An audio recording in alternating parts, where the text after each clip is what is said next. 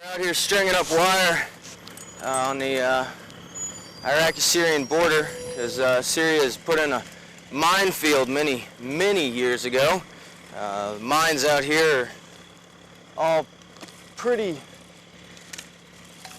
old. All in all, makes them even less stable.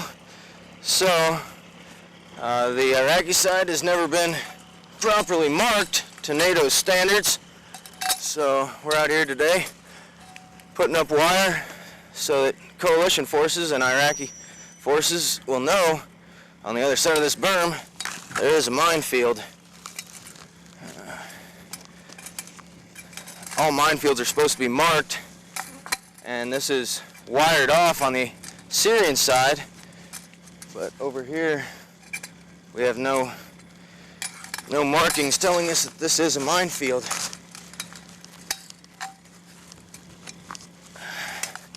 So we're putting up about 2 clicks of wire just to allow people, give people the heads up, let them know what we got here. We knew of the location of that one. It as well wasn't marked in any way, and so we had to mark that. Once we got up there, we actually found 3 uncovered mines. Probably were duds, seeing as fuses and everything were still in them, and it had been turned up by a dozer at one point. That just made it pretty easy for somebody to come up and use those mines for anything they wanted them to. They could take the explosive out of there. So we actually got to blow those up. As route clearance, we never have been able to blow our own explosives that have been found. That's always been something that EOD has done. Reducing minefields has always been something that engineers have done. It's an engineer skill, trait. It's something that we're trained to do from school. So minefield emplacement and minefield reduction is all done by combat engineers. Normally, as route clearance, we don't actually, it's more finding an IED.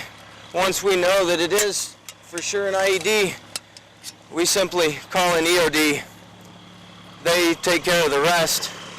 We try and expose as much of it as we can so they have the best idea of what they're working with. And once they get the understanding of what they're doing, they can go in there pretty easy, take care of whatever explosive is in there. This northern minefield, there's been no mines that were exposed or anything up on the surface. So this has just been us marking off this minefield so that nobody from this side thinks that they could just walk over there real quick.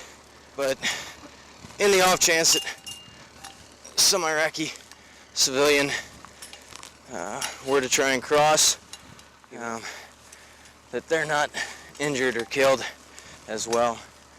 Just keeping up with the NATO standards. It's required by them to properly mark a minefield.